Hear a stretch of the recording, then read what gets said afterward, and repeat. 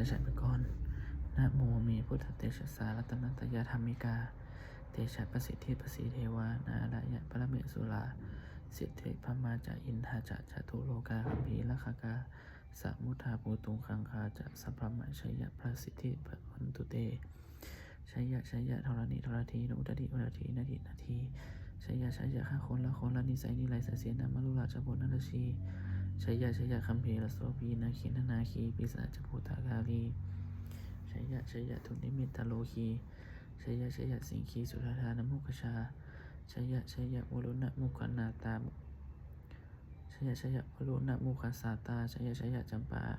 เทนาคากุลขันโทชัยยะชัยยะคาชคนนัตลุนสุกละโอชงสีหะเมียคาทีปาชัยยะชัยยะธรรมเมนชัยยะชัยยะวรุณมุขยาตาชิตาชิตาเสนาลีสุทธสุธินรดีชัยยะชัยยะสุขสุขชีวิชัยยะชัยยะธรณีทะเลสุธาสุชัยยะชัยยะชัยยะธรณีสตินสัทธาชัยยะชัยยะมังกลาลัญญาภวเกชัยยะชัยยะวันลุนายาเคชัยยะขยะปะเกษสุรภูชาเทชา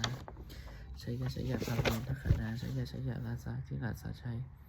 ชัยยะชัยยะปัตวิงสพังชัยยะชัยยะอาหันตาปัจเจกาปุรสาวังชัยยะชัยยะมหิยาสันโลฮัลโลฮัลลินทวาชัยยะชัยยะพระมาสุรโคชัยยะชัยยะนาโควิโลหะโกวิโลปโคจันทิมาลวีอินโทจะเวนะเตโยจะโกเวโลวาลุโนปิจะอคิวายโยจะปัจชุนโหกุมาโลทัตตะละโกอัทลัสสะมหาเทวาสิทธิตาปัสสะอัทโยอิสิโนสาวกาสัพพาลัสอิสิโนสาวกาสัพพาชยาละโมภวันตุเตชยธรรมโมจะสังโฆจะทัสสะพะโลจะชยกังอิเตนะชยเตเชนะชยสุติภวันตุเตเอเตนะชยพุทธเตเชนะโสตุเตชยมังคลังชโยปิอุรสะยมโตอยังมัสสะจัปปิโตภะชโยอุเสมโพธิมันเตปโมทิตาชยตระพระมคณามหิสิโนชโยปิอุรสะสิริมโตอยังมัสสะจัปปิโตภะชโยโคสยมโพธิมันเตปโมทิตาชยตระอินทคณามหิสิโนชโยปิอุรสะสิริมโตอยังมัสสะจัปปิโตภะชโยโคสยมโพธิมันเตปโมทิตาชยตระเทวคณามหิสิโนชโยปิอุรสะสิริมโตอยังมัสสะจัปปิโตภะชโยโคสยมโพธิมันเตปโมทิตาชยตระสุปันนคณามหิสิโนชโยปิอุรสะสิริมโตอยังมัสสะจัปปิโตภะชโยโคสยมโพธิมันเตปโมทิตาชยตระนาคณามหิสิโนชโยปิอุรสะสิริมโตอยังมัสสะจัปปิโตภะชโยโคสยมโพธิมันเตปโมทิตาชยตระสัพพมคณามหิสิโนชยันโตโพธิยามูลิสกยานันนันทิวัตโนเอวังตวังวิชโยโหหิชยสุชยมังคะเลอปาราชิตปาลังเกสีเสปันวิโภคะเลอภิเสเกสภพุทธานังอคัปปโตปโมทัตติสุนัขตังสุมังคลังสุปุภาตังสุหุทิตังสุขานุสุมุตหุโตจักจิสุอิพังพัมมจาริกสุปะทะกีนังกายกรรมังวาจากรรมังปะทะกีนังปะทะกีนังมโนกรรมังปะนิทีเตปะทะกีนาปะทะกีนานิกัตวนะลาพันตเตปะภะกินีเตอัตตลธาสุกิตาวิรุหะพุทธศาสนีโลคาสุติตาโหราสหสเพหิญาติภิสุนันตุโหโตเยเทวะอัสมิญญาเนทิขตาทีขายุกาสถาโหตุสุขิตาโหตุสัพพะทาละคันตุสัพพสตานังละคันตุชินาสาสนังยาการจิปัตนาเตสังสเปปุเรนตุนะมโนรัฐายุตตกาเลปวัสสันตุวัสสังวัสสาวะละหากาโลคปัจจุดาวาเตสังนิวาลินตุจัสสัพพะทากายสุขังจิยโสตังอรหันตุยะถาละหังปสุธรรมานิยมาสุตังเอวเมสุตังเอกังสเมวะวะสาวัตติวิหารติวิเชตวะเนอากัตปินิติกัสสะอาลเมตตะละโคภควาภิกขุอามันเตสีภิกขโวติปะพันเตติเตภิกขุภควโตปัจจสุสุภควะเอตระโมจาอุปราวาภิกขุวิตระกตนังอนุปราวาตระกตนังทิตาวาสาธาตุธรรมทิตตานัมมณียมันตังสเปสังขารอนิจจติตัง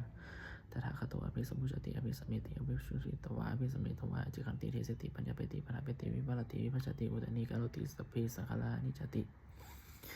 อุปทาวาภิกขุเวตระกตนังอนุปทาวาตระกตนังทิตาวาสาธาตุธรรมทิตตาธรรมนิยมัตตาสเปสังขารทุกขติตังตถาคตอภิสมุจติอภิสมิติอภิสมุชิตวะอภิสมิตวะจิขันติเทสติปัญญาเปติปราเปติวิปารติวิภัชติอุตนิกาโลติสเปสังขารทุกขติอุปทาวาภิกขุเวตระกตนังอนุปทาวาตระกตนังทิตาวาสาธาตุธรรมทิตตาธรรมนิยมัตตาสเปสัมมานิตติตังตถาคตอภิสมุจติอภิสมิติอภิมุชิตวะอภิสมิตวะจิขันติเทสติปัญญาเปติปราเปติวิปารติวิภัชติอุตนิกาโลติสเปธรรมะอนัตตติอิทธะมะโวจะภควาเตอะตัตตะนะมาเตภิกขุภควโตภาสิตาวิวันโตติ บทสวดพระเทกันตละคาถาไปอติตานาวะคามยะอนาปติกังเคียนาคตังบุคคลไม่ควรคิดถึงสิ่งที่ล่วงไปแล้วด้วยความอะไรและไม่พึงพะวงที่สิ่งที่ยังมาไม่ถึงยะทัตติตปะหินันตาวัตจานาคตังสิ่งที่เป็นอดีตก็ลับไปแล้วสิ่งที่เป็นอนาคตก็ยังไม่มาปัจจุบันโนจะโยธรรมะตถาตถาวิปัสสติอาสังหิลังอสังกุปังตังวิถามนุพโลหเยผู้ใดเห็นธรรมเกิดขึ้นเฉพาะหน้าในที่นั้นอย่างแจ่มแจ้งไม่งอนเงียของใครเขาความพอควรการเช่นนั้นไว้อาชีวะกิจจามาตับปังโกชยามรณังโสเวความเพียรเป็นกิจที่ต้องทำวันนี้ใครจะรู้ความตายแม้พรุ่งนี้นะหิโนสังคลันเตนะมหันเสนินะมัจจุนาเพราะการหวัดเพียรต่อมัจจุราซึ่งมีเสนามากย่อมไม่มีสำหรับเราเอวังวิหาริมาตาบิงโหอะโหรัตนะตันทิตังเวพัตเตกะละโตติสันโตอาจิคันเตมุนีผู้สงบย่อมกล่าวเรียกผู้ที่มีความเพียรอยู่ชนะไม่แก่ขันธ์ทางกรรมกระเขินว่าผู้เป็นอยู่แม้เพียงนาทีเดียวก็น่าชมบทสวดธรรมะสังเวชขับปัจจเวขณะไป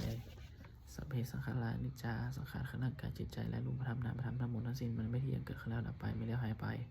สัพเพสังขาราทุกขาสังขารคือร่างกายจิตใจและรูปธรรมนามธรรมทั้งหมดทั้งสิ้นมันไม่ทุกข์ทรมานเพราะเกิดขึ้นแล้วแก่เจ็บตายไป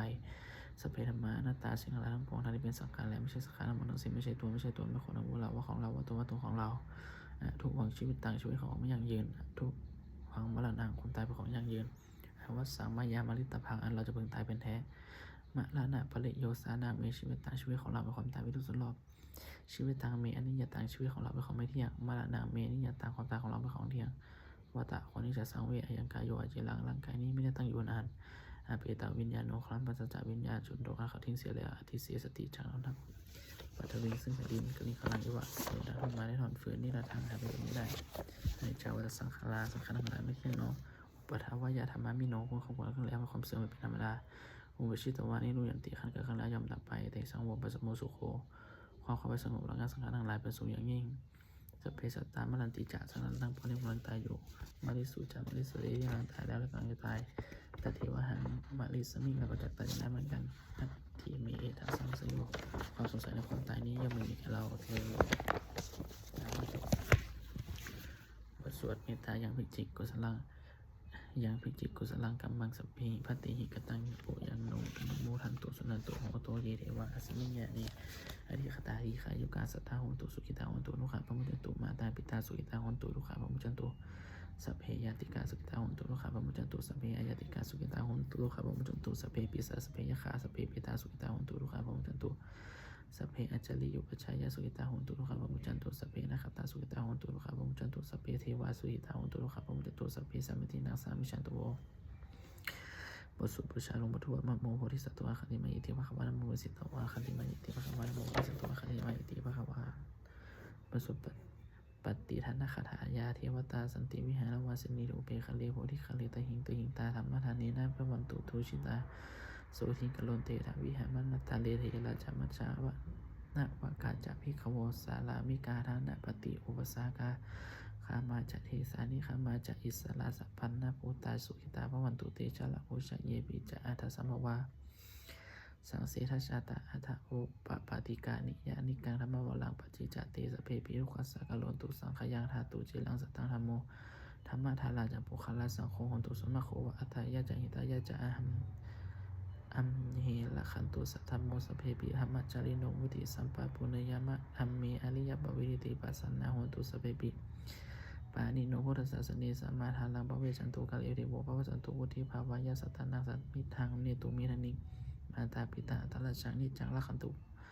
ปุตตากังเอวาธรรมเมนะราชานุปัชังละขันตุสัมปทาเทวาตาโอโยชนะคาถาบททรงเทวดาโลกปัตตาจานิทุขาพยาปัตตาจานิปยาสุขปัตตาจานิโสกาโหตุสัมเปปีปานิโนเอตาวตาจะอัมหิวาสัมปทานปุญญสัมปทานเพเทวานุโมทันตุสัพพะทันติติยาทานาทาตุสัทธายะสยิลังคะขันตุสัมปทาภาวนาลิภาวนาภิรัตตาโหตุขันชันตุเทวตาคตา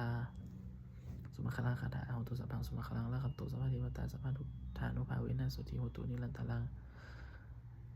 โหตุสัพพังสุมาคลังละขันตุสัพพะเทวตาสัพพะธรรมานุภาเวนะสุติโหตุนิรันตลังโหตุสัพพังสุมาคลังละขันตุสัพพะเทวตาสัพพะสังฆานุภาเวนะสุติโหตุนิรันตลังสัพเพพุทธาปรปัตตาปัจจิกานันจะยังพลังอาหารตานันจะติจินะละขันธ์ปาริมิสัพพะโสสัพเพพุทธาปรปัตตาส สัพเพพุทธาพระปัตตาปัจจิกันันจะยังพลังอาหารตานันจติชนะละขันวันมิสัมปโสสัพเพพุทธาพระปัตตาปัจจิกันันจะยังพลังอาหารตานันจติชนะละขันวันมิสัมปโสสัพเพพุทธาพระปัตตาปัจจิกันันจะยังพลังอาหารตานันจติชนะละขันวันมิสัมปโสสัพเพพุทธาพระปัตตาปัจจิกันันจะยังพลังอาหารตานันจติชนะละขันวันมิสัมปโสสัพเพพุทธาพระปัตตาปัจจิกันันจะยังพลังอาหารตานันจติชนะละขันวันมิสัมปโสสัพเพพุทธาพระปัตตาปัจจิกันันจะยังพลังอาหารตานันจติชนะละขันวันมิสัมปโสสัพเพพุทธาพระปัตตาปัจจิกันันจะยังพลังอาหารตานันจติชนะละขันวันมิสัมปโสสัพเพพุทธาพระปัตตาปัจจิกันันจะยังพลังอาหารตานันจติชนะละขันวันมิสัมปโส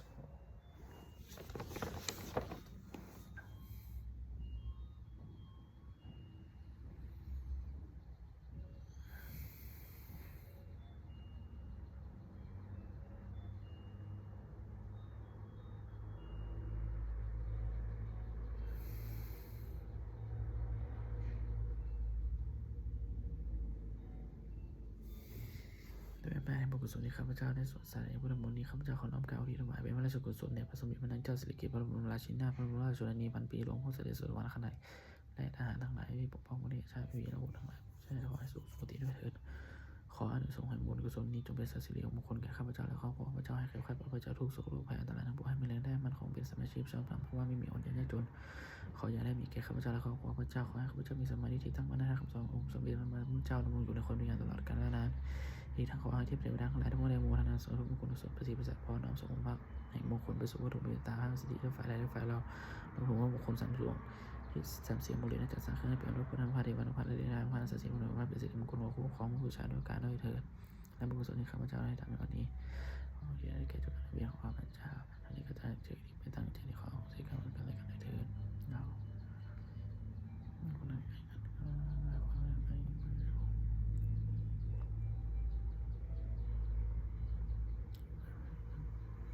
สิ่งที่เกิดสาธุสาธุ